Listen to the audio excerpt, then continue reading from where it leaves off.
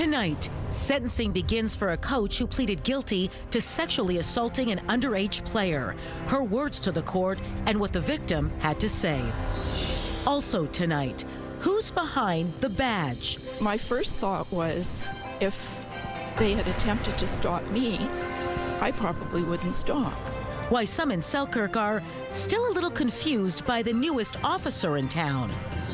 Plus, mind the wall. It's so close that it could be a concern to, a lot of other people as well. A mystery in Waverly West. Why do people keep crashing into this wall?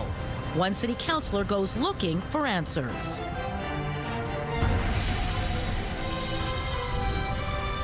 CTV News. Live from downtown Winnipeg with Marilee Caruso. Good evening. Thanks for joining us. A young woman who was sexually assaulted by her hockey coach says she's still living in fear. Her emotional victim impact statement was shared in a Manitoba courtroom today during a sentencing hearing for Madison Billick. And standing by live with the details is CTV's John Hendricks. John, was Billick sentenced today? Not yet, Marilee. However, Crown attorneys submitted a joint recommendation of 6 years in jail for the former hockey coach who pled guilty to sexual assault and luring in 2024.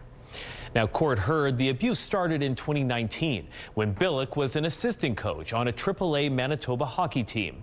She started a relationship with a player who was just 15 years old at the time, which turned sexual in nature. The victim eventually posted a video to social media outlining their relationship, which led to a police investigation and charges. Now, during the sentencing today, Billick had the opportunity to address the court and apologize to the victim. "I'm very sorry for causing her any harm in the first place," she said. "That's not how I like to carry myself as a human being." She also apologized to her friends, family, and community members, saying, quote, "I'm just trying to keep improving myself every day and make amends however I can. I am very sorry for the harm that I've caused."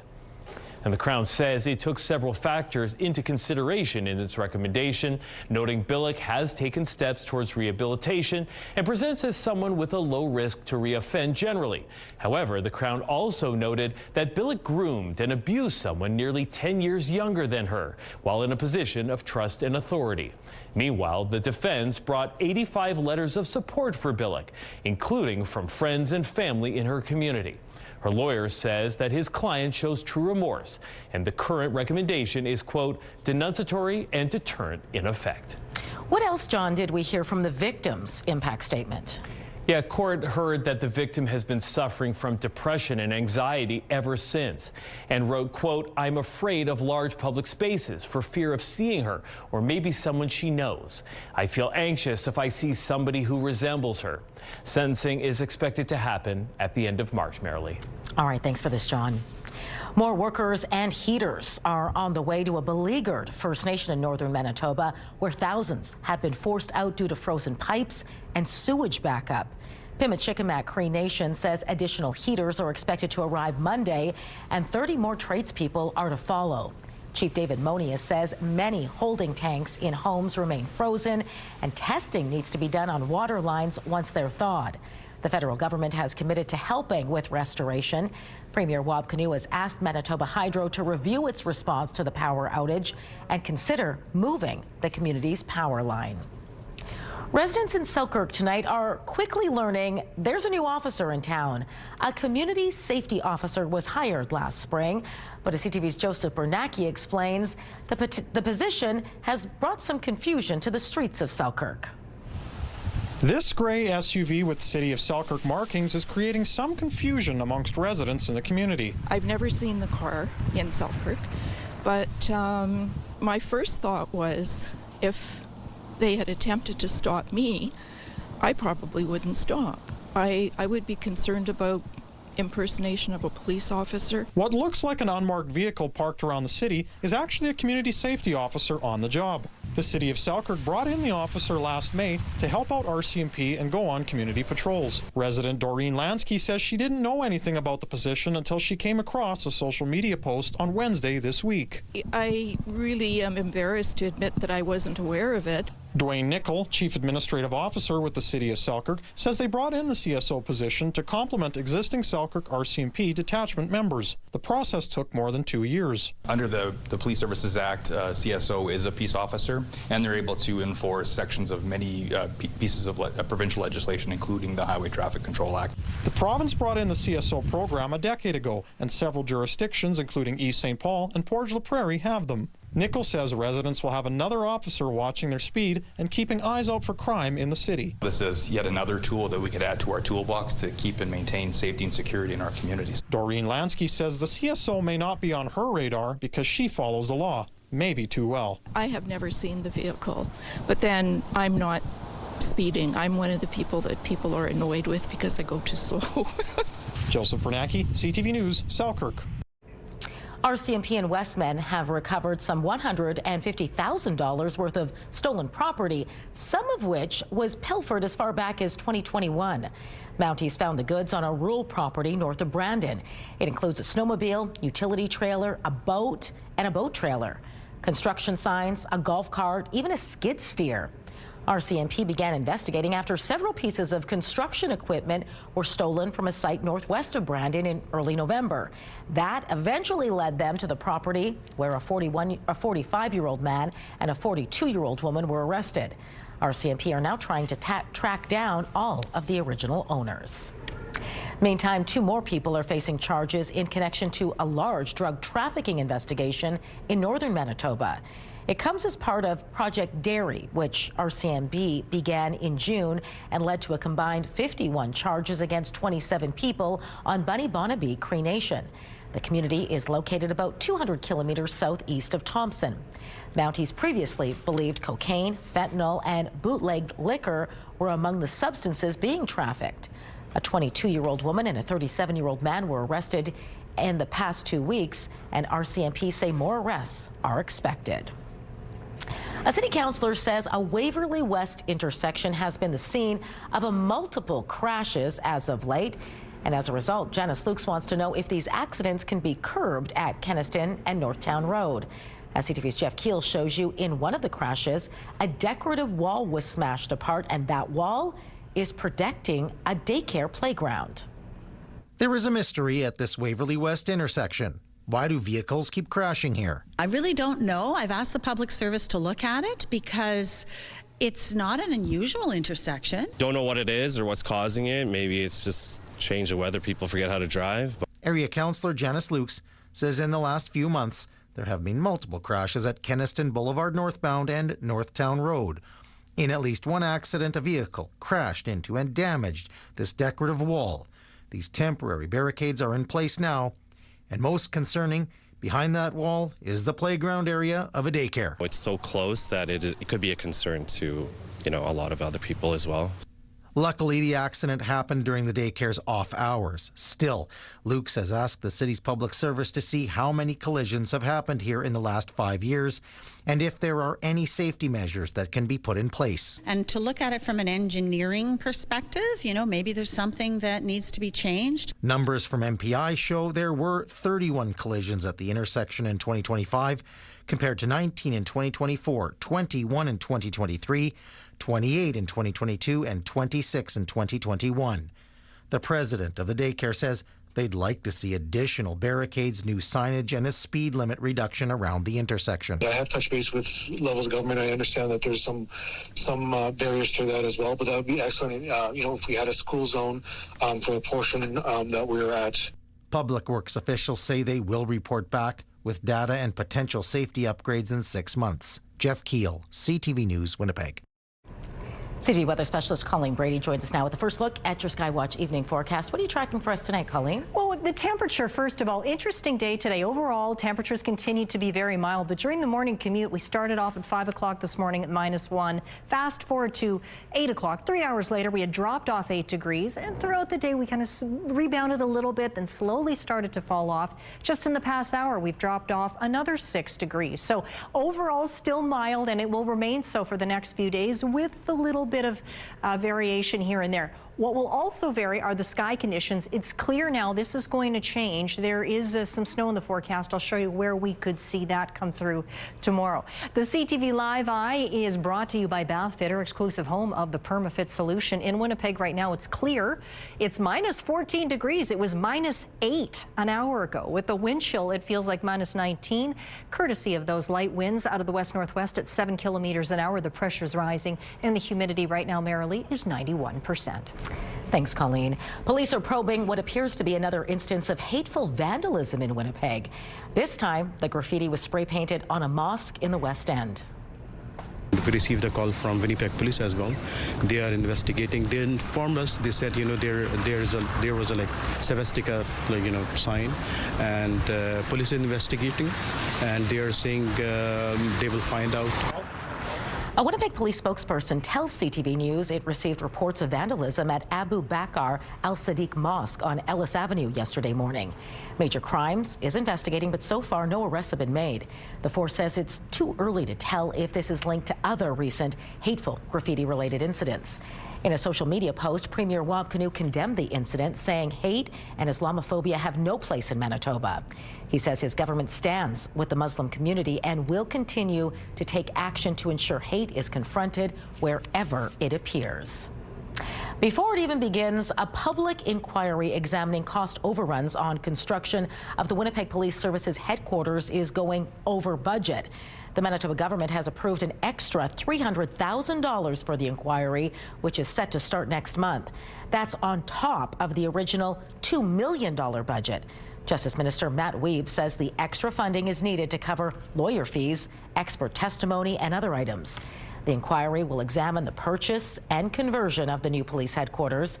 The project ran $79 million over its initial $135 million budget. The city filed a lawsuit against several people, including former CAO Phil Schiegel. A judge in civil court found Schiegel accepted a $327,000 bribe from a contractor. Winnipeg police are searching for a suspect after someone allegedly set a fire at a restaurant in order to skip out on the bill. It happened November 20th at this Santa Lucia Pizza on St. Mary's Road near the Marion Street intersection. Investigators say 5 adults ordered food and alcohol, but when the bill came, someone set a fire and the group fled the area. Police say the damage was significant, but the fire was put out before emergency crews arrived. Investigators are now looking to talk to this woman. She's described as 20 to 30 years old with curly red-brown hair and a tattoo on her chest. Anyone with information is asked to contact police or Crime Stoppers. An industrial building in St. Boniface had to be torn down after a massive fire tore through it early this morning. Firefighters were called to the blaze on Archibald Street just after 3:30 this morning. Smoke and flames were pouring out of the building, forcing crews to resort to aerial ladders to put the blaze out. A drone was also used to help find hot spots. The incidents prompted the city to close Archibald Street, and an emergency demolition was ordered due to structural concerns. No injuries were reported. The cause of the fire is under investigation. Manitoba's progressive Conservatives have penned a letter asking Health Canada to reject the NDP government's application for a supervised consumption site on Henry Avenue. And party leader Abhi Khan says that letter echoes one submitted by area residents. The letter points out the lack of accountability and need.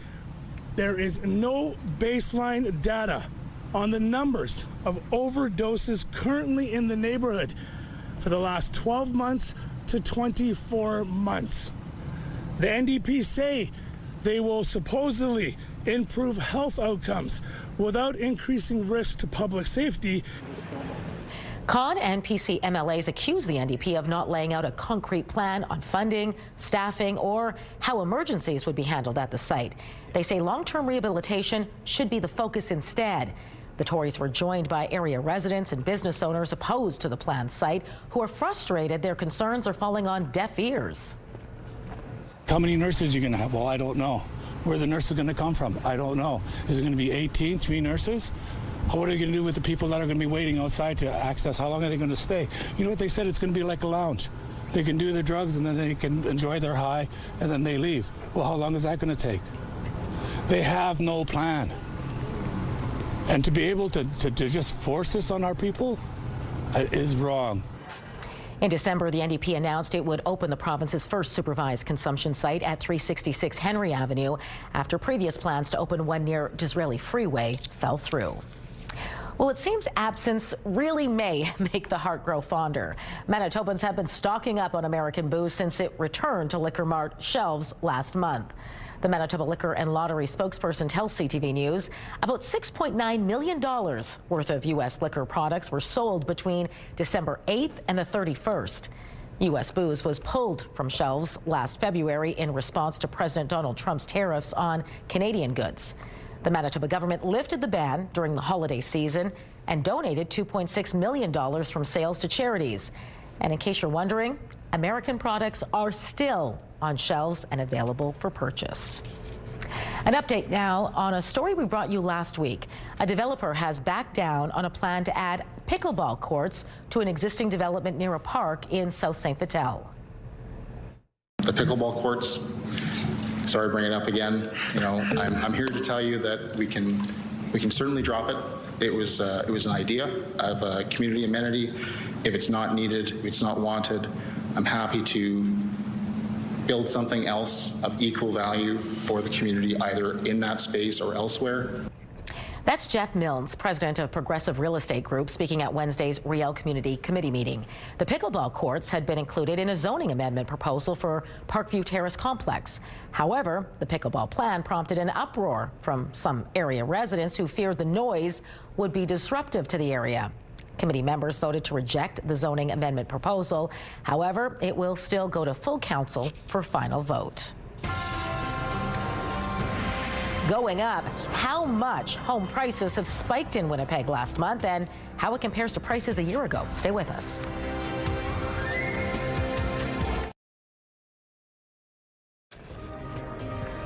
Home prices in the Winnipeg region set a new high water mark to close out 2025, according to the Winnipeg Real Estate Board. The average residential detached home sold for about $467,300 in December. That's up 10% year over year and is the highest price ever recorded for December. It also points out average price records were broken in every month of 2025, aside from November. Turning to the markets now, crude oil added $1.77. The Canadian dollar dipped 0.2 cents. Gold lost $1.80. The TSX rose 243 points. The Dow Jones gained 270 points, while the Nasdaq fell 104 points. One of two men convicted in a human smuggling operation along the border will represent himself in a U.S. court. Harsh Kumar Patel was sentenced to just over a decade in prison last year. A Minnesota jury found him guilty of being part of a human trafficking ring, which involved people from India being driven to areas in Canada near the border and being told to walk across. The trial was told Patel helped organize trips while his co-accused, Steve Shand, who was sentenced to 6.5 years, picked up migrants on the American side. Both men have filed appeals, with Patel's focusing on arguments which include a claim the prosecution failed to prove he brought or attempted to bring aliens into the United States away from an official entry point. In Minneapolis, there is growing outrage tonight after the fatal shooting of a woman in her car by an ICE officer. All of it caught on camera. And while the Trump administration has been quick to justify the shooting, others see the deadly incident differently. CTV's Joy Melvin has more from Washington. ICE go home! ICE go home! Tensions are high in Minneapolis. Armed, masked ICE officers using pepper spray and what appears to be gas on protesters outside of a federal immigration building. What did he do? Demonstrators demanding ICE get out of their city after the fatal shooting of 37-year-old Renee Good, a mother and American citizen. I watched in absolute horror as I saw a woman who was clearly trying to get away, gunned down. Homeland Security says Good was blocking ICE agents with her SUV on disturbing video from several angles. No! She backs up. Agents shout and grab the door. She drives forward. As the car turns, shots are fired. You're not that Even before an investigation, the Trump administration, even the president himself, declared the shooting was justified, telling the New York Times Renee Good had behaved horribly. The vice president quickly blamed the mother, insisting a paid network of far-left radicals are responsible. What young mother shows up and decides they're going to throw their car in front of ICE officers who are enforcing legitimate law? You've got to be a little brainwashed. As mostly peaceful crowds marched, state and local officials blasted the Trump administration, saying the FBI has cut them out of the investigation. People in positions of power have already passed judgment. It feels now that Minnesota has been taken out of the investigation. It feels very, very difficult that we will get a fair outcome. Minnesota's governor again pleaded with the Trump administration to leave his state alone to de-escalate the situation. Instead, the president plans to send another 100 ICE agents in. Joy Malvin, CTV News, Washington. A manhunt is underway in Salt Lake City, Utah. It follows a shooting outside a church last night. Shots were fired in the parking lot of a Mormon church during a funeral. 2 people were killed and 6 others injured. Salt Lake City police believe the shooting was targeted, but not for religious reasons.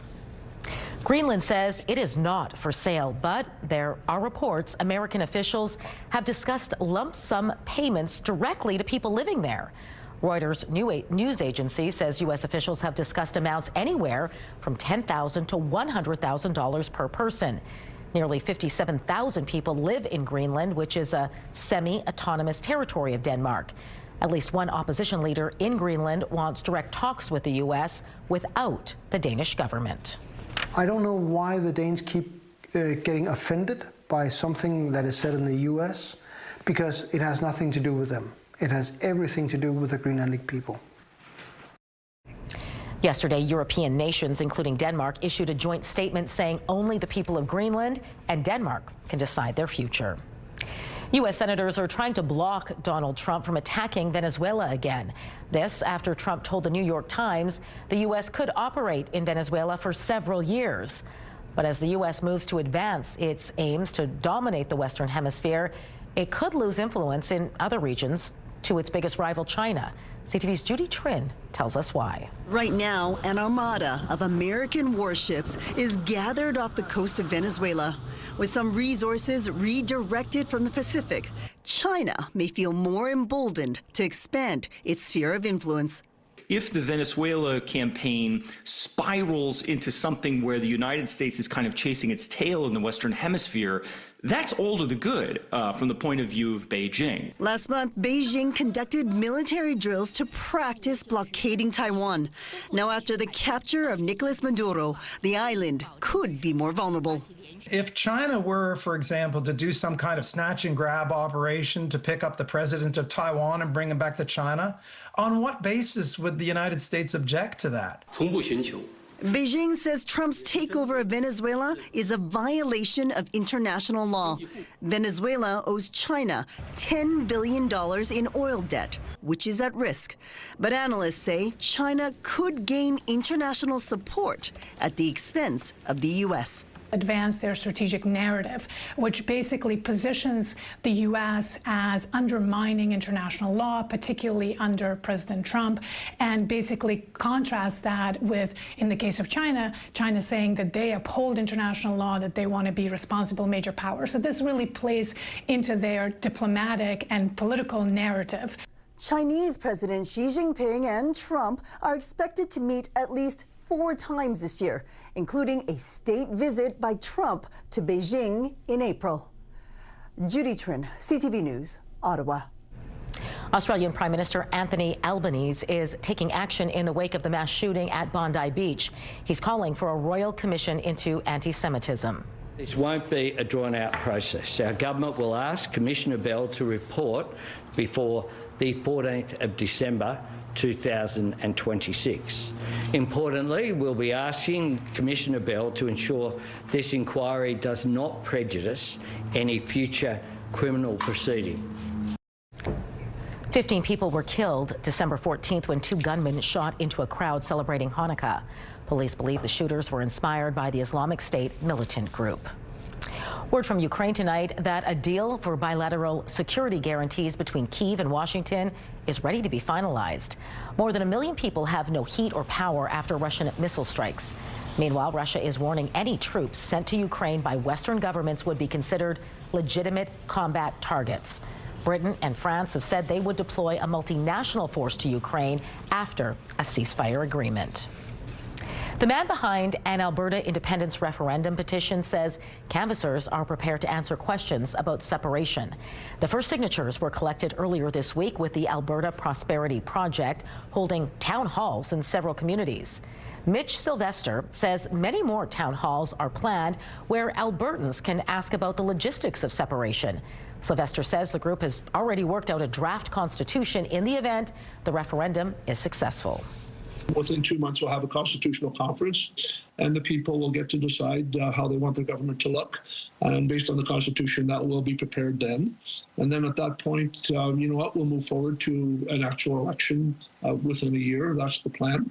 But, you know, I mean, the government that's in place is going to have to make that transition smooth and going to be in charge of making that happen. It's important to note these are all just Sylvester's ideas. There's no obligation the Alberta government must do any of this. Sylvester says the goal is to collect as many signatures as the Forever Canadian petition, which more than 450,000 Albertans signed. NASA is considering an early return of its crew from the International Space Station. It's because of an unspecified medical issue involving one of the astronauts. A spacewalk planned for today was canceled, and NASA officials say the astronaut with the medical issue is in stable condition. Astronauts are usually on 6 to 8 month rotations. The current 4-person crew includes 2 Americans, a Japanese astronaut, and a Russian cosmonaut. They have been at the space station since August. The rink is the heartbeat and it's the center of the town. Circling a date on the calendar when Fox Warren's storm-damaged arena will reopen and the impact its loss has had on the community. Well, we've become used to some pretty mild temperatures this week. So -10 on Saturday will be a little colder, but still above normal.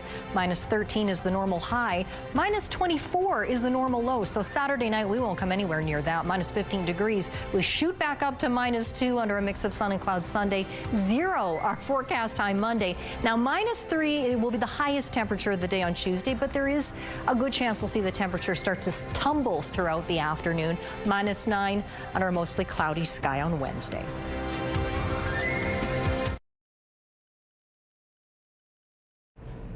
It's turning into an uphill battle for Manitoba teams at the Grand Slam of Curling Players Championship in Steinbach. Kerry Einarson's Gimli rink fell to a 1-2 record after the team from Japan posted a decisive 10-2 win in the early draw. Team Brad Jacobs, meanwhile, gave up a 7-4 decision this morning to the Scottish team. Jacobs is now 0-3 at the tournament, and he'll be searching for a win when he squares off against Matt Dunstone tonight. Dunstone's rink currently has 1 win and 1 loss. The All-American, or the All-Manitoban, I should say, matchup will be a rematch of the Olympic trials final that Jacobs won last November. That game gets underway tonight at 7 o'clock. And that tournament is the first major event being held inside Steinbach's brand new Southeast Event Center. CTV's Daniel Helmerson took a tour Wednesday and got a look at all the excitement from players and organizers. You can find his report by visiting our website, ctvnewswinnipeg.ca. The Winnipeg Jets are shaking things up tonight against the Edmonton Oilers in hopes of ending a 10-game losing streak. Center Danny Jilkin is set to make his NHL debut. I was actually sitting in a barber chair and I missed his first phone call because I was getting a haircut, and then I was getting up to pay and he called me again, and I just overwhelmed with emotion and just started crying while paying for my haircut. It was great. The 22-year-old was a third-round draft pick in 2022. So far this year, he's put up 7 goals and 7 assists in 30 games for the Manitoba Moose. Coach Scott O'Neill says Jilkin was impressive during training camp and preseason, and his strong two-way play for the Moose is a big reason he got the call-up. He's really recognized that it's more than just scoring goals, or it's more than just being a one-way player. He's really taken it on to be good in all areas and having thinking the game and recognizing that he has to do certain things every night to be successful. Forward Cole Koepke is also back in the lineup. Connor Hellebuck gets the start at net. Puck drop against the Oilers is 7 o'clock at Canada Life Centre. The Hockey Report, brought to you by Santa Lucia Pizza. Check out the Game Day Special.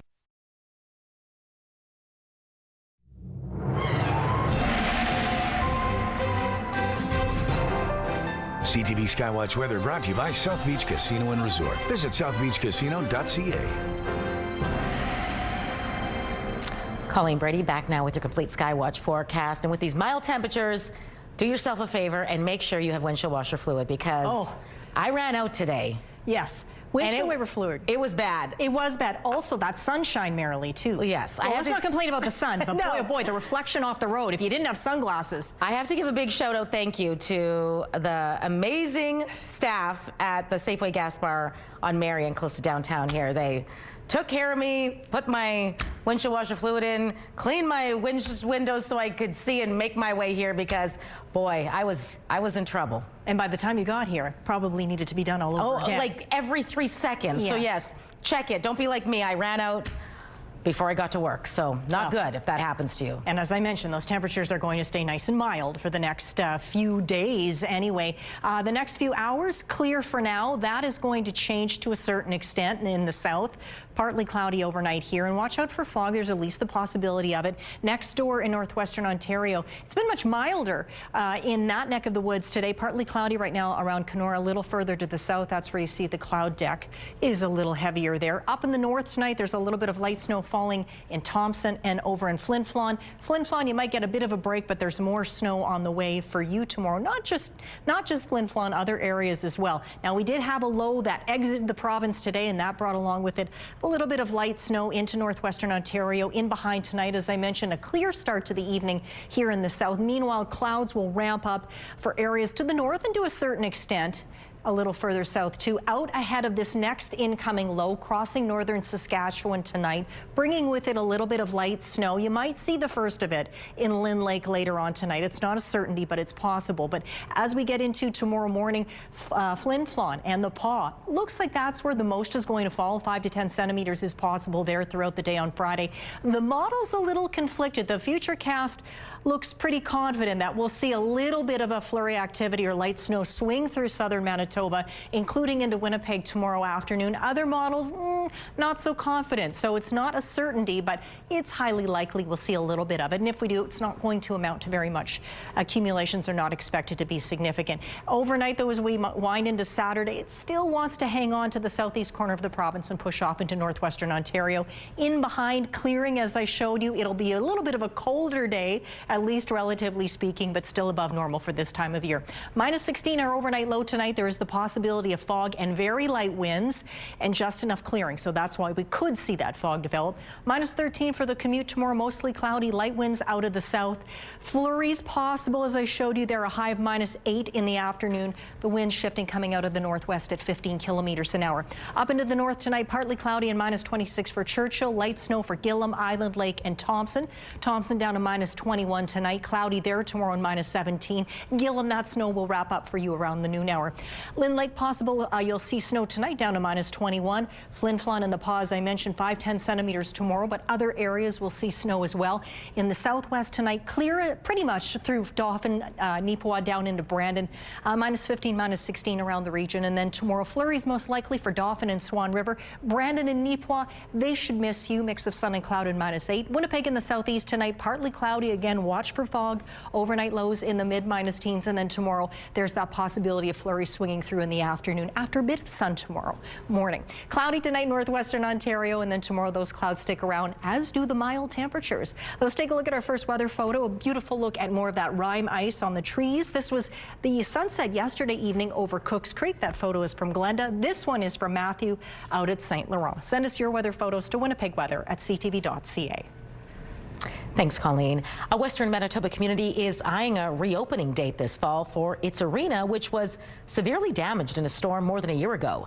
The Fox Warren District Recreation Center, which is located approximately 300 kilometers west of Winnipeg, had part of its roof blown off during a storm in August of 2024.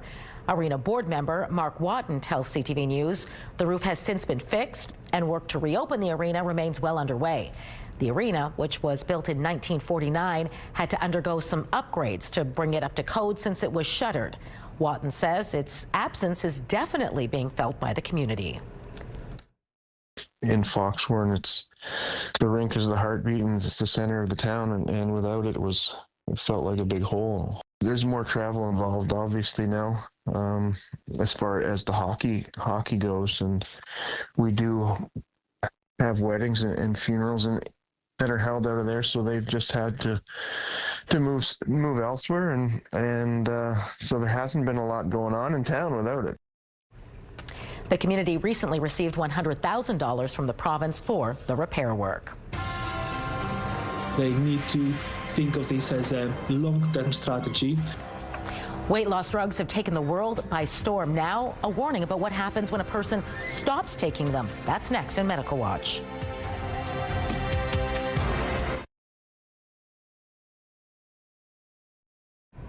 The Conference Board of Canada has released its 2026 outlook for Winnipeg's economy, sharing key trends that will both help and impede growth in our region. Richard Forbes is the principal economist with the Conference Board of Canada and joins me now to discuss what we can expect. Richard, good to speak with you.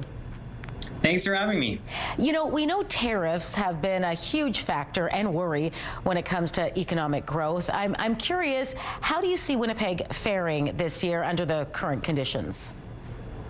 Well, 2026 is going to be, another year of uncertainty, right? So, we had that all through 2025. We didn't know what was going on with trade policy. And, the fact is that's still where we are today. That being said, the Winnipeg economy has held up pretty well relative to other parts of Canada. The economy is very diversified. The service sector is very strong in the city. And on the manufacturing side, we've seen activity continuing to go along with a lot of the unfilled orders at NFI and Boeing as well. So far, we're cautiously optimistic that the economy of Winnipeg will do well in 2026. You mentioned a couple sectors. I'm curious which sectors of our city's economy are, seen as the real bright spots in this latest outlook. Yeah, absolutely. Well, healthcare is one for sure that's going to benefit from the provincial government's plan for healthcare services going forward. But the one industry that we're really focusing on right now in the area is the construction industry. So the Portage Place Mall redevelopment is underway, and that is going to revitalize the city's downtown core. There's a lot of investments in healthcare as well. The Victoria Hospital expansion. There's the Cancer Research Hospital as well. So a lot of different, infrastructure and commercial real estate developments going on in the city will ultimately boost the construction industry, revitalize the city, and hopefully that will spill over to other industries over the next few years as well. This latest forecast is predicting slower population gains. I'm curious how this could affect the city's labor and housing markets. Yeah, absolutely. So that's kind of one of the downside parts of our outlook here is the population, and this isn't just in Winnipeg, this is all across the country with the federal government's much lower immigration targets right now. So we should see the population of Winnipeg kind of flatten out over the next couple of years. What that's going to do is that's going to limit investment in the housing sector a little bit. It's going to, maybe lead to a little less job creation. But on the other end of the spectrum, housing affordability has been a big challenge in recent years. So the slower population growth should at least ease some of the pressure in the housing market. But overall, it does weigh on overall GDP growth. Overall, how does 2026 look for Winnipeg's economy, when you look at past years and other places across the country? We think 2026 is going to be another kind of rocky year in terms of the uncertainty front. But that being said, the city has held up well, and we're cautiously optimistic that, all this trade dispute that's going on, hopefully that'll resolve itself towards the end of the year. And if that's the case, Winnipeg is in a really good position going forward. Richard, I want to thank you for your insight and your time tonight. It was great speaking with you. Thank you very much for having me.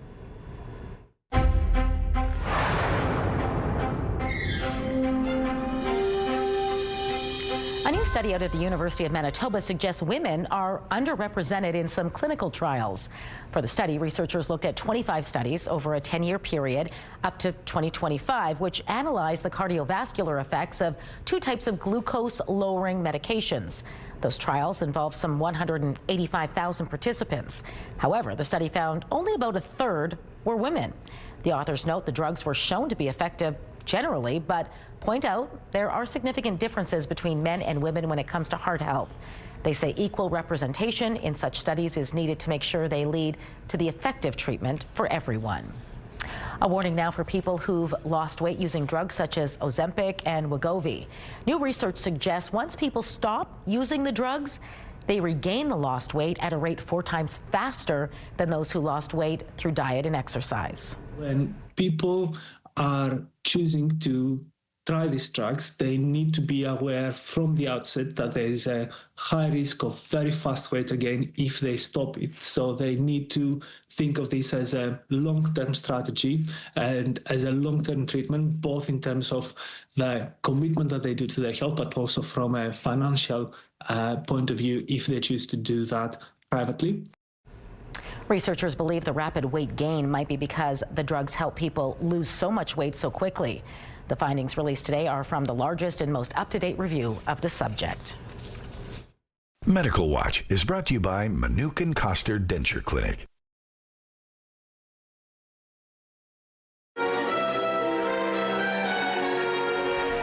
The music around us will give you a sneak peek at who's the WSO's upcoming show next in Spotlight.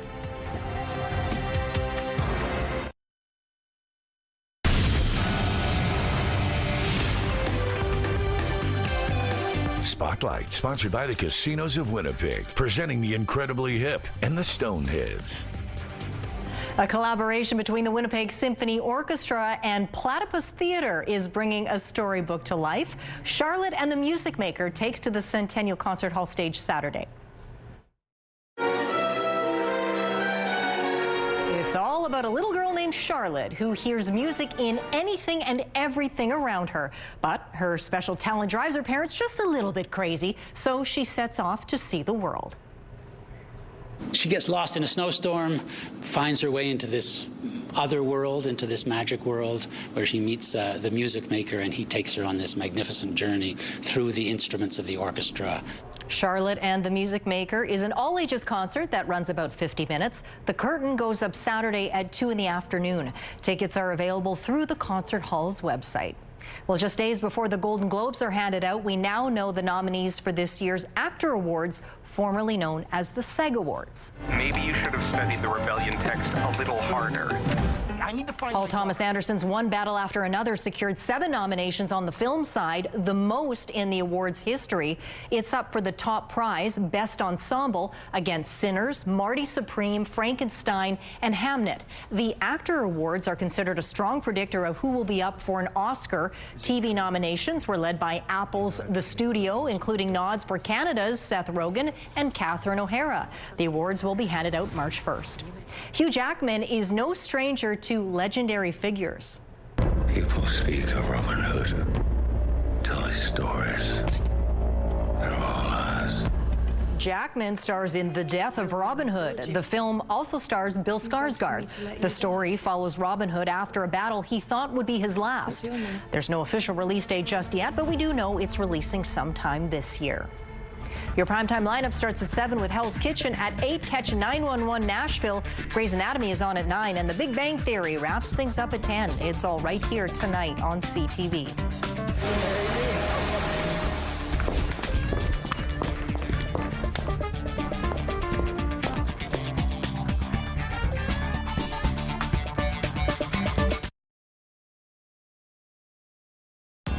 Women's clothing provided by RW & Company. Salon services provided by S&T Spa Salon. Minus 14 degrees and clear. Winds out of the west-northwest at 7 kilometers an hour, giving us a wind chill that makes it feel like -9. Minus 14, the current temperature is the lowest we've seen today. -1 was the highest temperature in the wee hours of the day. The record set 2002. on this day when we reached 5.3 degrees. Tonight, we don't fall much further, minus 16 overnight. Fog is possible. We could see flurries tomorrow afternoon. Cloudy Friday, some sunshine returns by Sunday. Thanks, Colleen. We're going to leave you tonight with an engagement story to remember. One groom-to-be popped the question on a suspension bridge in Michigan, but then this happened.